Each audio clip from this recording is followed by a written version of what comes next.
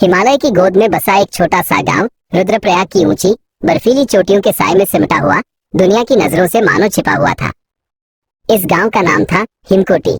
यहाँ के लोगों का जीवन पहाड़ों की तरह ही कठोर और चट्टानों की तरह दृढ़ था। हर सुबह सूरज की पहली किरण जब पंचूली के शिखरों को चूमती तो गांव में जिंदगी की हलचल शुरू हो जाती। इसी गांव में एक नौजवान रहता था जिसका नाम था आरव। आरव औरों से थोड़ा अलग था।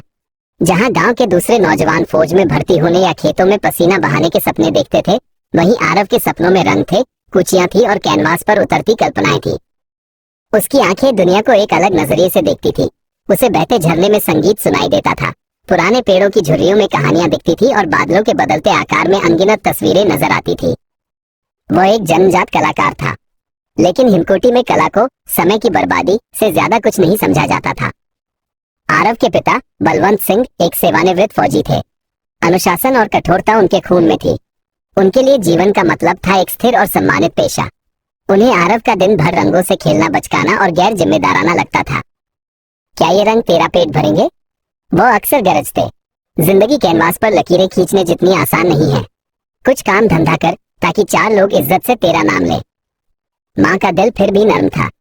वो छिप छिप कर आरव को थोड़े पैसे दे देती ताकि वो पास के कस्बे से रंग और कागज खरीद सके।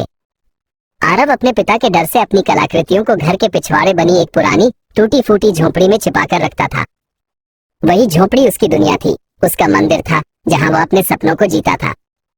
वो कोयले से, हल्दी से, फूलों और पत्तियों के रस से अपने रंग बनाता और प्रकृति के अनमोल दृश्यों को अपने कैनवास पर उतारता। एक दिन गांव में कुछ पर्यटक आए। उनमें से एक, दिल्ली का एक कला प्रेमी, गलती से आरव की झोपड़ी तक पहुंच गया। वहां आरव के बनाए चित्र देखकर वह दंग रह गया। उसने आरव को दिल्ली में होने वाली एक प्रतिष्ठित राष्ट्रीय कला प्रतियोगिता, राष्ट्रीय कला सम्मान के बारे में बताया।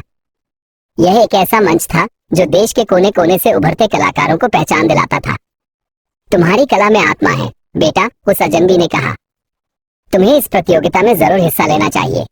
विजेता को न केवल एक बड़ी धनराशि मिलेगी, बल्कि देश की सबसे बड़ी आर्ट गैलरी में उसके काम की प्रदर्शनी भी लगेगी। उस दिन आरव को अपने सपनों को एक मंजिल मिल गई। राष्ट्रीय कला सम्मान, ये 3 शब्द उसके जहन में किसी मंत्र की तरह गूंजने लगे।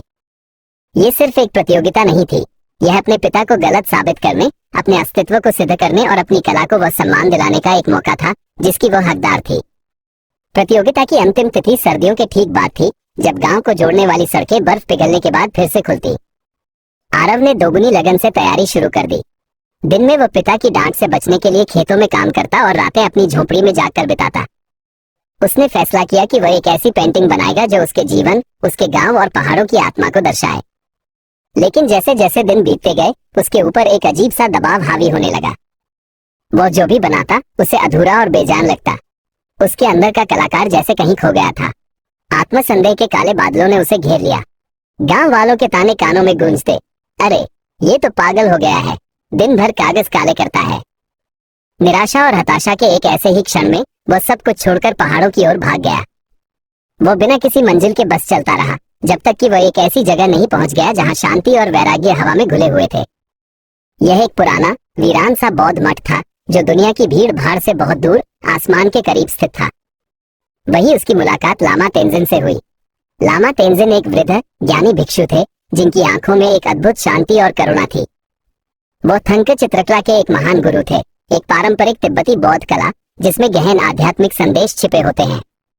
लामा जी ने आरव के उदास चेहरे और उसकी कला की अधूरी सामग्री को देखकर ही उसके अंदर के कलाकार की पीड़ा को भांप लिया। उन्होंने आरव के बनाए कुछ अधूरे चित्र देखे। तुम्हारे रंगों में कौशल है, पर तुम्हारी आत्मा खामोश है, लामा जी ने शांत स्वर में कहा। तुम बाहर की दुनिया को चित्रित करने की कोशिश कर रहे हो, जबकि असली कला तुम्हारे भीतर से जन्म लेती है। कला केवल नकल करना नहीं, सृजन करना है। उस दिन के बाद आरव लामा तेंजिन का शिष्य बन गया। लामा जी ने उसे केवल थंक चित्रकला की तकनीकें ही नहीं सिखाई, बल्कि कला के पीछे का दर्शन और आध्यात्मिकता भी समझाई।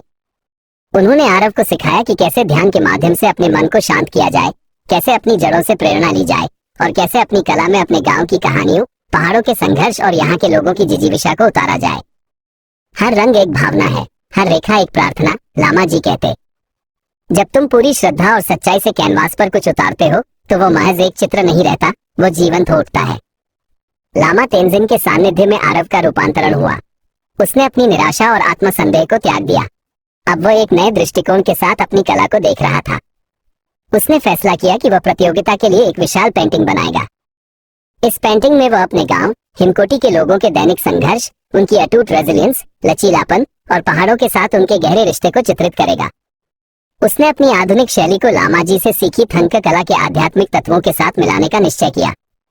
दिन हफ्तों में और हफ्ते महीनों में बदल गए। आरव की उत्कृष्ट कृति धीरे धीरे आकार ले रही थी। कैनवास पर अब केवल रंग नहीं थे, बल्कि हिमकोटी की आत्मा थी। खेतों में काम करती औरतें, भेड़ चराते बच्चे, बर्फीली हवाओं का सामना करते पुरुष और इन सब के ऊपर आशीर्वाद देती विशाल पर्वत श्रृंखलाएं।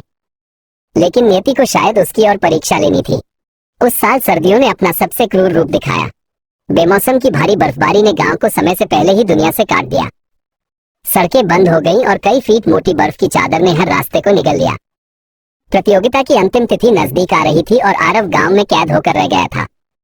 उसकी सारी मेहनत, सारे सपने बर्फ की उस सफेद चादर के नीचे दबता हुआ महसूस हो रहे थे।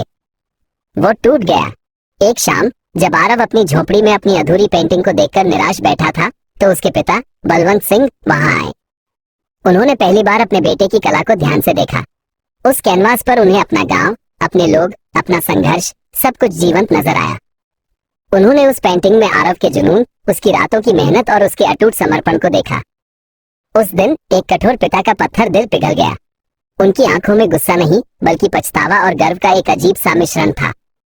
तेरी माँ कहती थी कि तेरे रंगों में जादू है, बलवंत सिंह ने भर्राए हुए गले से कहा। मैं ही अंधा था। अगली सुबह गांव में एक अभूतपूर्व दृश्य देखा। सेवानिवृत्त फौजी बलवंत सिंह ने अपने पुराने संपर्कों का इस्तेमाल कर कुछ गांव वालों को इकट्ठा किया और खुद हाथ में फावड़ा लेकर बर्फ हटाने के मिशन पर निकल पड़े। मेरे बेटे का सपना इस बर्फ के नीचे नहीं दबेगा, उन्होंने गर्ज कर कहा। जो लोग कल तक आरव का मजाक उड़ाते थे, आज वे भी उसके सपने को बचाने के लिए कंधे से कंधा मिलाकर बर्फ हटा रहे थे। यह आरव की कला की पहली जीत थी। उसने लोगों के दिलों को जोड़ दिया था। दिन रात की अथक मेहनत के बाद उन्होंने किसी तरह एक संकरा रास्ता बना लिया। बलवंत सिंह ने अपने बेटे को उसकी बड़ी सी पेंटिंग के साथ पीठ पर लादा और उसे कई मील पैदल चलकर पास के कस्बे तक पहुंचाया, जहां से दिल्ली के लिए आखिरी बस मिलने वाली थी। जा बेटा, उन्होंने कहा, और दुनिया को दिखा दे कि पहाड़ों का सूरज कैसा होता है। आरव जब दिल्ली पहुंचा तो वो बुरी तरह थक चुका था, लेकिन उसकी आंखों में एक नई चमक थी।